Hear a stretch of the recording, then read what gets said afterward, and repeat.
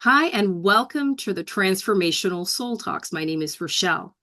So, the word transformation, what does that mean to you? To many, it means a lot of different things, even including myself as a transformational coach.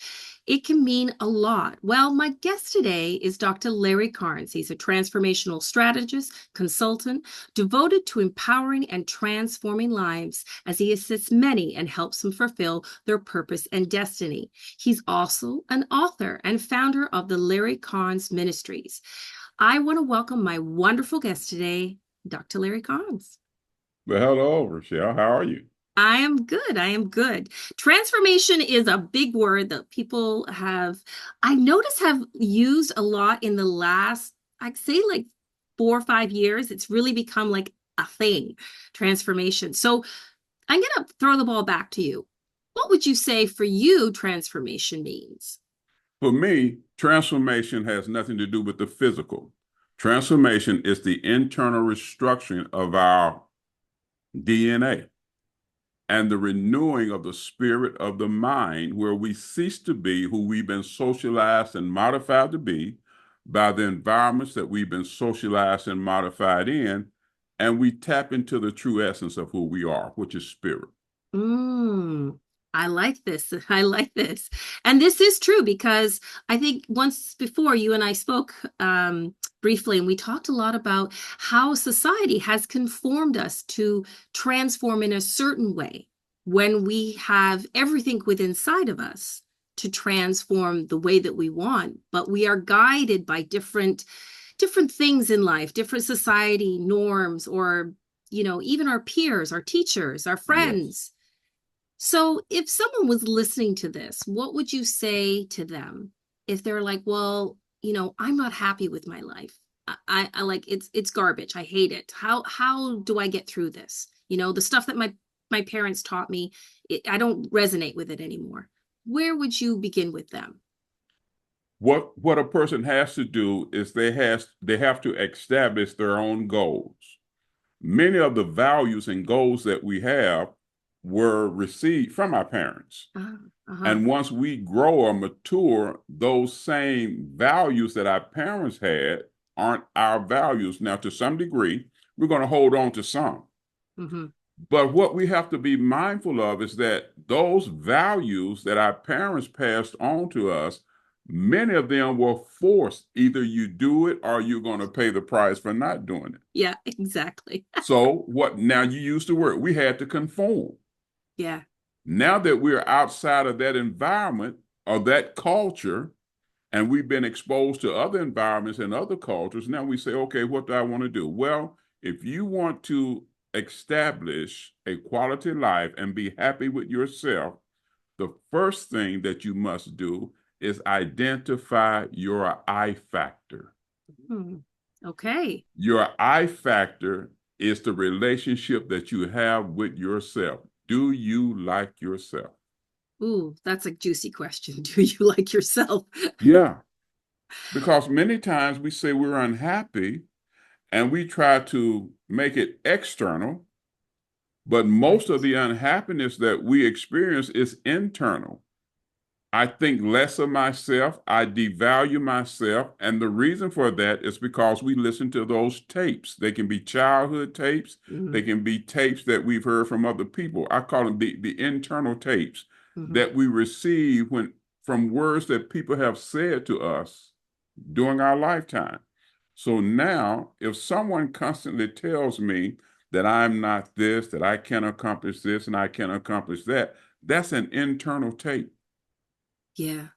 And that thing will replay and replay and replay. And what I say, you have to do like you do a computer. You got to remove that hard drive, completely get rid of that hard drive, and install a new hard drive. And that's when we renew the spirit of our mind. This is something that I think about transformation. Transformation is the key to a revitalized you. Mm, I like that. It's renewing the spirit of your mind. So if you want to be transformed, you want to be happy with yourself, control your thinking, control your thoughts, control your emotions, and don't allow your emotions or your thoughts to control you. And that would be a key to finding happiness. No one can make us happy. Mm-hmm. We must make a decision to be happy. And why would we entrust our happiness to someone Yeah, exactly. anyway? Yeah. Exactly. So for you personally, what was your transformation? How did you get to this point in your life where you're like, you are sharing this wonderful knowledge with so many people? There were things that occurred in my life, and you were in situations, you're in circumstances. Mm-hmm. And so I found myself in a situation where what I had done for years as being a part of an organization, I was a part of that organization one week, the next week I wasn't. Now, Oh, okay. so now that's change as opposed to transition. Mm-hmm. If I'm going to transition, I have time to prepare and make adjustments. Right. But when a sudden change comes, there's a shock factor that comes with that change. You don't have time to prepare for the transition because it's a change, it's a shock. So this is what happened. I'm doing this one week, the next week I'm not doing it. Now, this is what happens.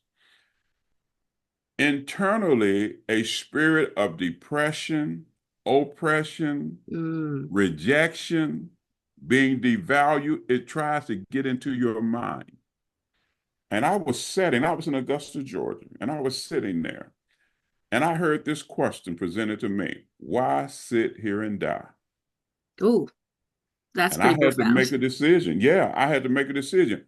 Would I choose to sit there and die, or would I do what was necessary to make the transition in the midst of the pain? Would I still do what was necessary to live? I made a decision to live. So I left the place of the occurrence. Mm-hmm. And in the process, I began to hear something about an optimum return. Mm. I said, okay, optimum. Didn't know what optimum meant.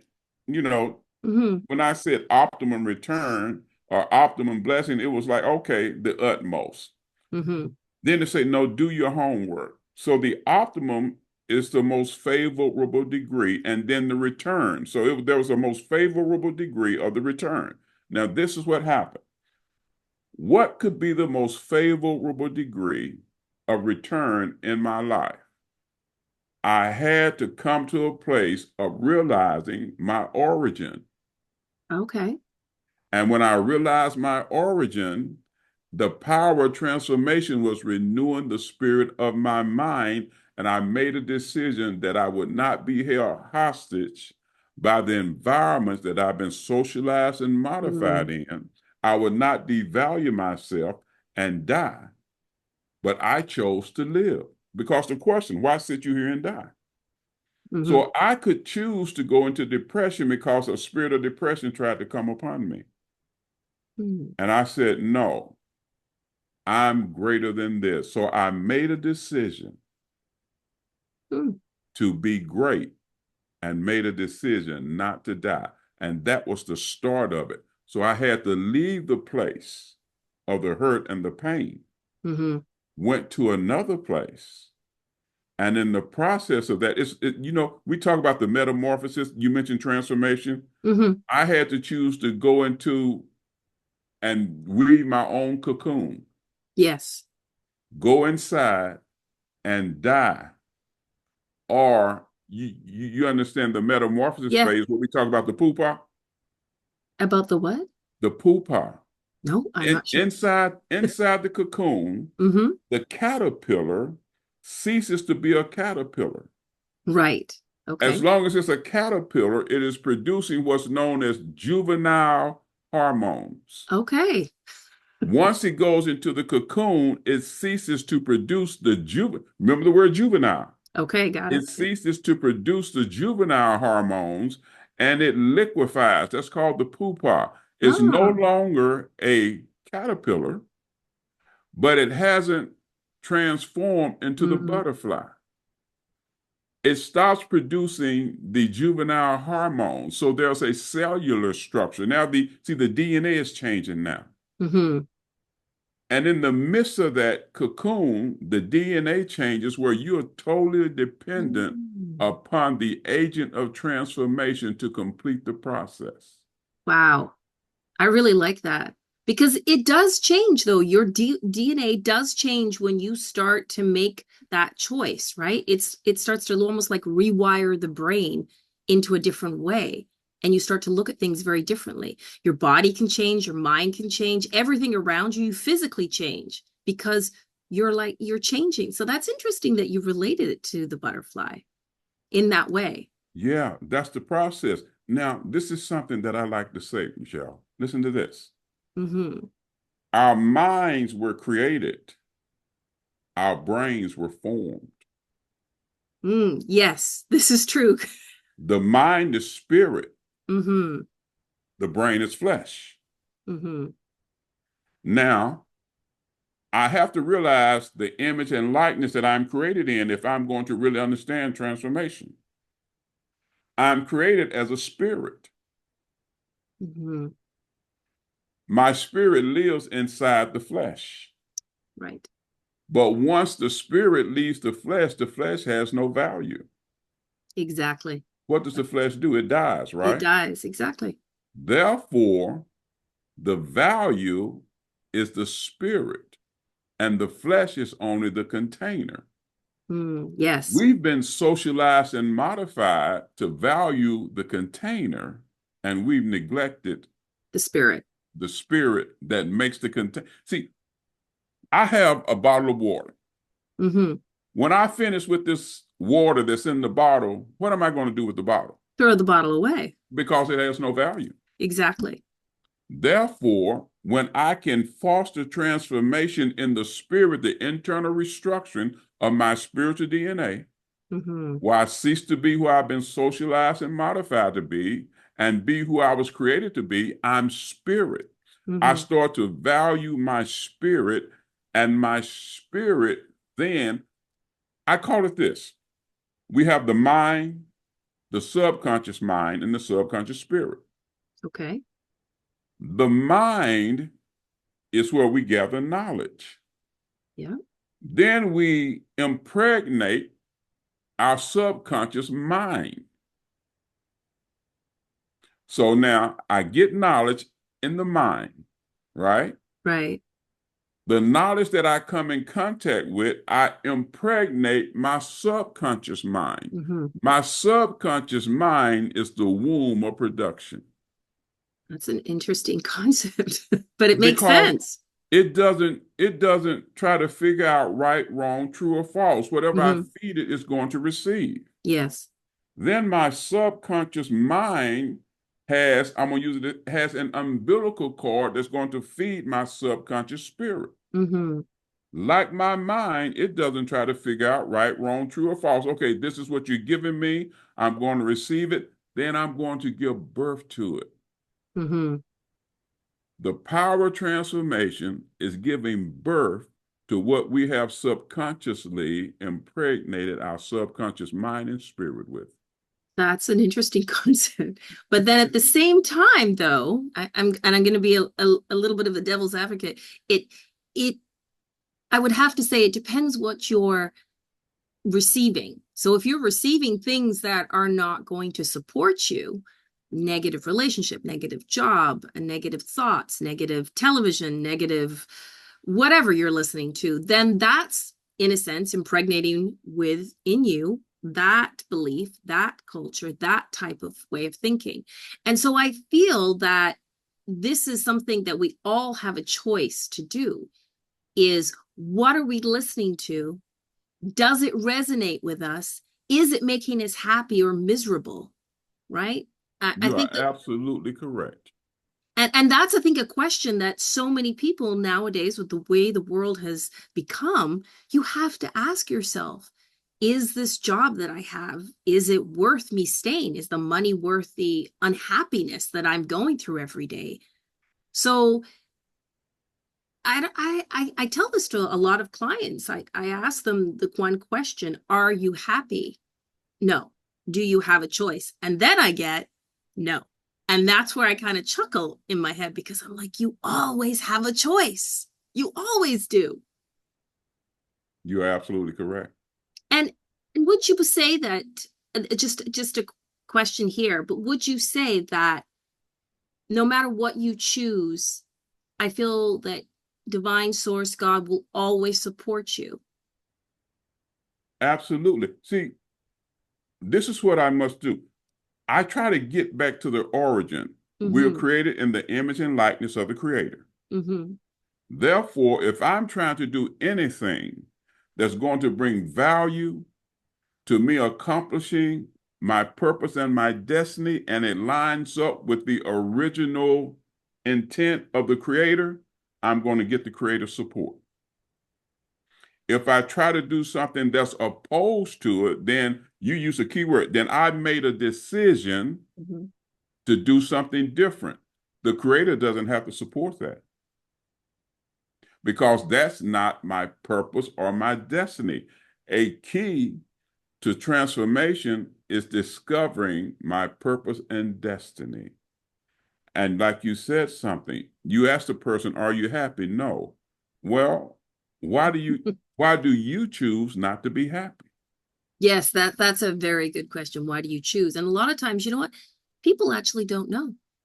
They don't know. And then you're like back to what you said, they push it on external things. Well, I don't get paid enough, or I don't like where I live, or my husband or my spouse are, they cause me a lot of headaches. And they always push it outside of them. And I'm bringing it right back to what you said at the beginning. It all starts within you, right? The decision. Yeah. I can make a decision to be happy in the worst situation Mm-hmm. because I don't let anything outside of me determine or dictate what's taking place on the inside of me. Mm. So I may find myself in an unfavorable situation, circumstance, or conditions, but on the inside, I say, you know what? I'm going to be greater internally than the situation or the circumstances externally. Now we talk about this, the barriers to transformation, The barriers. Okay. the barriers. Okay. They're going to be external barriers Mm-hmm. and they're going to be internal barriers. Mm-hmm.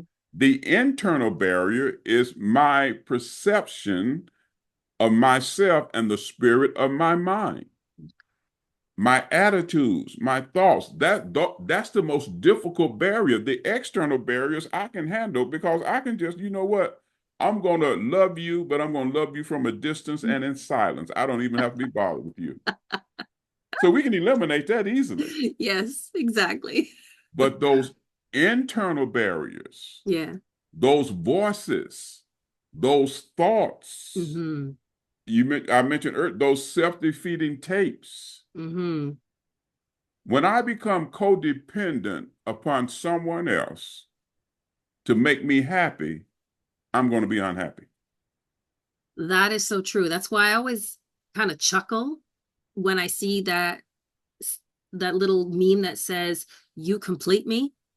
And I think to myself, that is the biggest load of garbage I've ever seen, Yes, because you are already complete. You don't need anybody else to complete you. I always say that, whether it's a friend or it's a relationship, it's to enhance, maybe it's to complement you, but not complete you. You are already complete. that is so true. You are 100%. But now again, think about something I mentioned earlier. What's the quality of your relationship with Mm, yourself? yeah, exactly. See, what's your I factor? Do you love you? Hmm. And if you don't love you, how do you expect someone else to love you? And why am I dependent upon someone else loving me to determine the quality of life that I'm going to live? Oh, exactly. 100%. I have had friends who have said, I want to meet someone, but they have to have this, this, this, this. Or when they can't have that, that, that. And I've sat there and listened to them and I thought to myself, do you hear yourself, what you're actually saying? This is why you're not getting what you want, because you're Mm, already putting the negatives in there to say, I don't want this and I don't want that.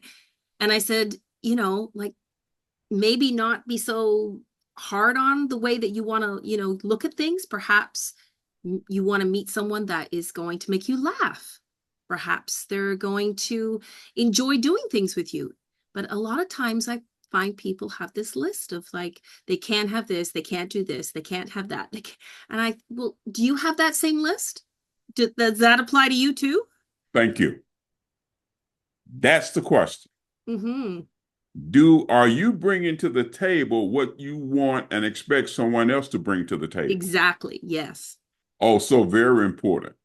Yeah. I like to ask people when I'm coaching and with the clients, I'm coaching and consulting. I say, now, do you want the coach or do you want the coach consultant? And they ask, I say, yeah. I say, now, if you want the coach, you're going to do all the work. Mm. You're not going, I say, no, I'm going to coach you, but you're going to do the work. I said, but if you want the coach consultant, now you have to be open to suggested reasoning. Mm-hmm. I say, and now I'm not going to. I don't believe in constructive criticism. I say because if I'm criticizing you, that's probably not going to be constructive. I say, but if I give you constructive suggestions because you want the consultant, I want you to explain to me or describe to me on a scale of 0 to 10, with 10 being the highest, how willing are you to accept it and then apply it? That's the big question, right? Yes. A lot of people can't answer that. That's transformation. Yeah. I, It's true. I, I think about this and I say, if you can visualize it, you can materialize it. Mm-hmm. But it takes the internal transformation in order for you to materialize what you visualize. Is there a possibility that you're living in what you have visualized? That's what you're materializing in your life right now. Mm-hmm. And Yeah. when people, I mean, When people hear that, they kind of the lights go on. yes, It's like, we have to ask ourselves, okay, and there's something, the different phases of transformation. I said, mm-hmm. at first, you don't even know you need to be transformed. Mm-hmm. You don't have a clue. All you know is that you consider your life to be jacked up. And, I say, yeah, you considering your life to be jacked up. And then I say, and it is. Yeah. But it's jacked up because we make a decision, and the decisions that we make can be counterproductive. Productive. Yeah. You mentioned something that was so very powerful. You talked about the positive and the negatives. When we get information and all this stuff, Mm-hmm. I can I can consciously receive negative stuff, put that stuff in my subconscious mind, Mm-hmm. impregnate my subconscious spirit. That's what I'm going to give birth to. You are right on point when you said that. Mm-hmm. Or now this is what I kind of mess them up when I say this. Or I can take a spiritual contraceptive Okay. and not allow the spirit of my mind to be impregnated with that negative stuff. Mm-hmm. I said, it's up to you. But that's the big thing. A lot of times people are like, well, how can you shut it off? How can you keep it out? And I said, well, depending what we're talking about and depending where it's coming from, it really depends on you. For example, as simple as watching news, you can just turn it off. Yeah.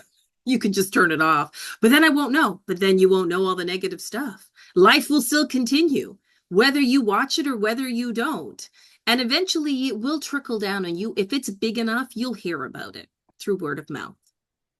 You will hear about it. Absolutely. I agree 100%. Uh, because television tells you a vision. Yeah, it does. Hence the name television. It's That's their what, vision yeah, of what they think you should know, right? absolutely. And when we look at it, how many times, and I love to use this example when I'm coaching or consulting. I said, how many times have you had a Coke and you drunk that Coke, you look at the can and go, where did that come from? The Right. commercials that you saw told you that vision, made that sound, and Yeah. then you Did it. did it, you repeat it. Mm-hmm. That thing became a part. You drink it and then you just look at the bottle. It is a form of brainwashing. It's like this is how you're going to react to it. So we're going to show you, and then you're going to react. So I would say change the narrative. Absolutely. Why do you have to go that way? Go outside of the box. Ask the questions why. I know when I worked in the corporate world, they didn't like me because I'd always ask, but why? But why do you have to do it like that? But why? I don't understand. And I used to get a lot of rebuttal for it, but I was like, but why? It does not make sense to do the same thing over and over again if it's not making it work. So why are we doing it? Just because you said so? So change the narrative, change the way you're doing things, change. Again, change, choice, transformation, all in one, I think. Yeah. I like to do this, Michelle. Think about this. I do a little play with the word change and transformation. Mm-hmm. And what I'll do, when I'm coaching or consulting and we're doing these interactive things, Mm-hmm. I say, I want you to do something for me. I want you to get up, everybody, and sit in a different seat. Ah, yes. So they get up, they sit in a different seat. I said, okay, now get up and go back to the seat that you just left. I asked, what did you just do? I just changed. I said, oh, if you change, you can go back and do what you just changed from. Mm-hmm. I said, all you've done was to modify your behavior. So I say change is modifying your behavior. Mm-hmm. However, if I transition or transform, Mm-hmm. you can never go back to being what you transformed from. They Yeah. say, well, okay, explain that. I said, okay, let me give you this example. Have you ever seen a butterfly go back to being a caterpillar? Not in my lifetime. Because No, it transformed. it did. Yes. And you cannot see, once you transform from that which you were. Yes. And it's impossible to go back to it. The only way that you cease to exist now Mm. in the form that you are, you have to die. Well, that's transformation. The power of transformation is dying to what we've been socialized and modified to be, Mm-hmm. and then being transformed into who we were created to be. Wow. Does that make sense? It does. It does. For me, totally makes sense because it is about transforming your lives. I think about even myself, what I've gone through and what I've done. I could never go back to the way that I was. Ever. Are you kidding me? I would run. If it tried to come back, I'd run real fast because the way that I look at life now, the way that I appreciate my life, my present moment, my experiences is so very different. But the person has to want to make those changes. Oh, are you telling me that I have to accept some responsibility for transformation? Oh, yes, I am. Oh, but I want you to do it for me That ain't gonna because, happen. but only you can make me happy. Mm, You yeah. see? Yeah. It's so true. Yeah. It's And so I true. just heard you say that if I want the privilege, I must accept the responsibility. Mm-hmm. That's the power of transformation. That's why I tell people transformation is painful.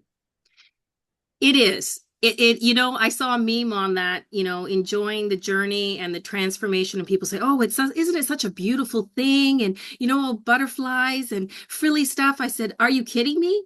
It's like, jumping in a mud volcano and trying to crawl out without a ladder. It's really hard at times. It is. Because you crawl, you get up so far and you feel like, whoo, you're slipping back down. You're like, no, I'm going to keep going.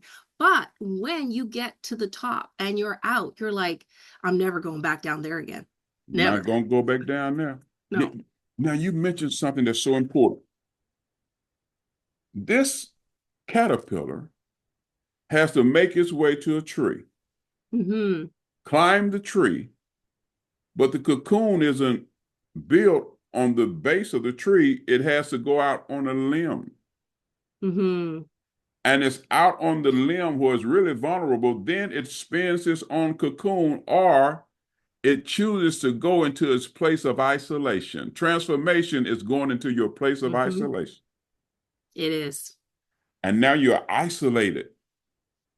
And you go into this cocoon or to your place of isolation. It's in the wilderness. No one's there with you. No, yeah. And that's where your transformation takes place. Your transformation will take place during a wilderness journey. Wow. I like And that. we don't like that. I like that, but many people might not, but I like that. Yeah, because it's part of the process. It is. I use this thing. I say, death isn't painful. No. It's the process of dying that's painful. Yeah. How willing are you to die to what you've been socialized to be, to who Mm. you've been socialized to be? Are you willing to go through the pain of death that you might be transformed and enjoy the life that will come out on the other side of transformation? Wow. That is What do very I have to profound. do? You have to deny yourself. Hmm. I like that. Wow, there are so many nuggets. I know what this conversation could probably go on for another hour. I think we have to do definitely a part two because Yes. this is deep and I could keep going.